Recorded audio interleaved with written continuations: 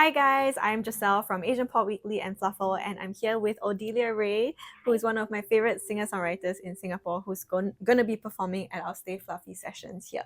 So on behalf of Asian Tones, I wanted to ask you a couple of questions. First of all, can you introduce yourself for the listeners and readers and viewers?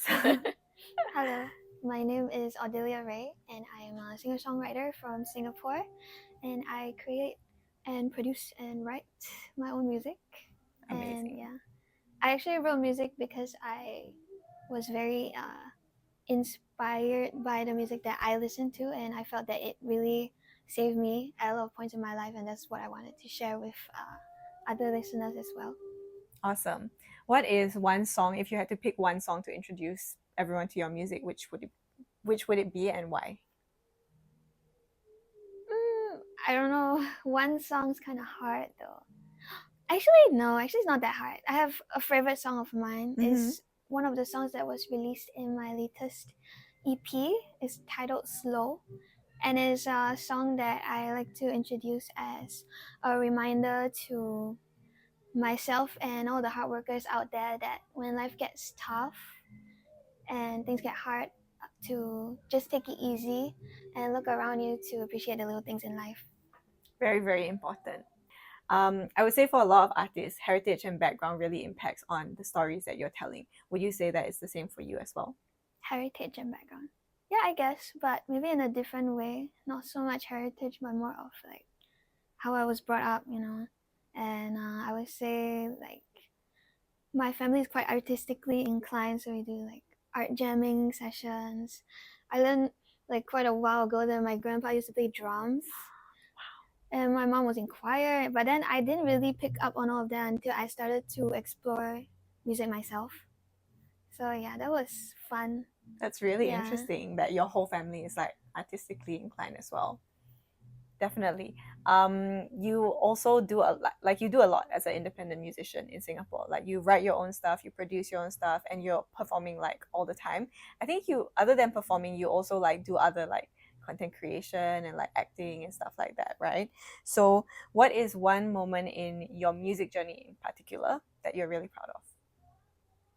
I think the most proud, I would say just releasing, like taking the first step to actually release music because before that I just posted on like SoundCloud maybe like many years ago, and then during COVID, my friend sort of online friend by the way, he believed in me enough that he actually kind of shared his DistroKid, which is like the distributor platform, and that's how I actually started releasing my own stuff. I see. And then from then on, I had to learn about like the whole admin side of how it works, and honestly, that's also really hard and tedious. But it's okay because like I want to do this on my own as much as I can. So yeah, that's how I started. And what is it that makes you want to do it on your own specifically? Because there's so many artists who feel like they need a little bit more support to help them on their journey, and you do everything by yourself. What is it about you as a person that makes you feel that it's very important to be independent? I think the biggest thing for me for a long time was autonomy. Like I really wanted to be able to know like what I put out and what like every step of the way what I do is solely mine. So but I've been learning that also, delegation and like getting help from mentors is actually very beneficial. It's very helpful, and yeah, I'm looking to expand on that area as well, like getting help from others because yeah. Still very important in the music Yes, industry yes. as well. And you talk a lot about being a trauma informed musician. Can you break down specifically what that means to you? So my little sister, she recently shared with me the AI description for like the reason why I'm trauma informed as a music artist, and it says that my music heavily covers themes of mental health and self-expression, which I feel is very spot on in what I do because yeah, I never really thought of it in that sense, but it really describes like the way I write and the intention behind why I write things. and also the fact that I do sprinkle a bit of hope in what I do, in what I write, because I do believe that the music that people listen to, they also kind of absorb a bit of the feeling, Yeah, the the wave, themes, the everything. ideas. So yeah, if you can resonate with them and give them a bit of hope at the same time, I think that's like lovely. That's beautiful. And as you mentioned, you recently released like your EP, and it's a big moment for you, right? You did it independently by yourself, and you got support for it as well on editorial playlists and stuff. What is the like biggest takeaway that you have from this journey of releasing your EP independently? Actually, that EP was kind of like a joint effort with Skip. So that one was sort of my first step into like doing something with someone else. So that was like a mentorship program organized by Scape SG Muso, and it's very interesting, like the work that came out of it.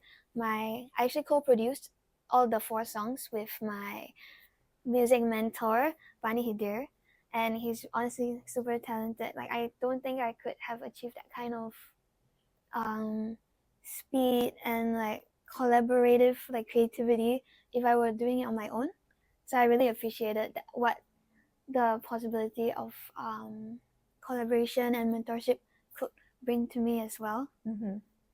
As for independent, I would say it's more closely related to my latest release, my latest single release, which was Bury It All, which you probably will touch on later on. Yep. And yeah, maybe I'll share more later.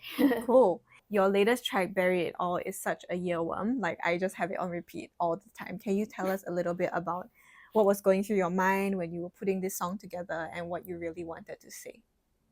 So, okay, this song is very interesting because the story is that it's about not coming to terms with navigating a very rocky relationship but pretending that everything is fine. So when it comes to the chorus part, I actually ironically say that I don't want to bury it all, but the thing that you'll probably remember is bury it, bury it, bury it all until all that's left is you. So that's like, I love it. I just love everything about it, even from the production and how I created this song, because it started by me experimenting with harmonic notes on the guitar, and after that I just developed it into this like cool melancholic vibe that I don't think I've ever tried before. So everything was new to me, and I just loved like the whole process of it. We love the song too. Thank you. What's next for you after, this Stay Fluffy showcase? I know you have a lot going on as well. Okay, I don't know if people might call this like the wrong direction, but I actually started busking. And it's actually been really fun for me, just like going around and getting the crowds like feedback on the songs I sing, really, or like originals or covers. And also I do have like proper gigs. I have like some Christmas gigs coming up as well at some malls in Singapore. And also I've joined with another distributor, and I'm gonna see how that goes for like next year. I'm very excited for what's happening, like what's to come. And yeah, I'm really grateful that I was able to, perform here with like super amazing people behind the scenes. We're very, very excited to have you here with us as well. Thank you. Thank you so much for being here with us, Odelia. Thank you.